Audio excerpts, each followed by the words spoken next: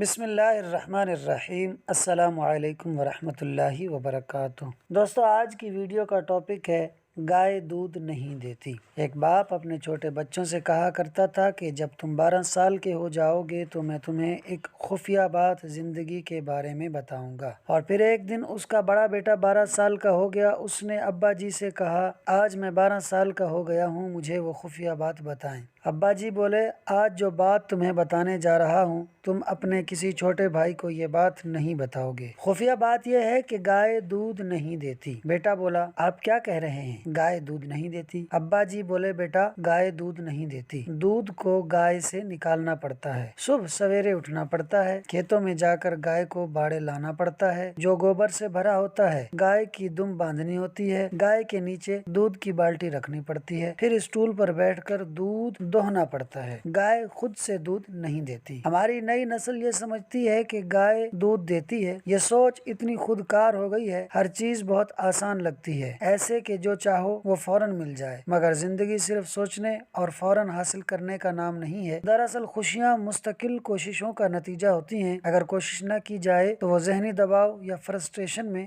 اضافہ کرتی ہیں۔ یاد رکھیں اور اپنے بچوں کو بتائیں کہ گائے دودھ نہیں دیتی، آپ کو دودھ دوہنا پڑتا ہے، باقی جیسے رب کی مرضی۔ ویڈیو اچھی لگی ہو تو ویڈیو کو لائک اور شیئر کیجیے، چینل کو ضرور سبسکرائب کیجیے۔ چینل کا نام ہے برائٹ ایجوکیشن۔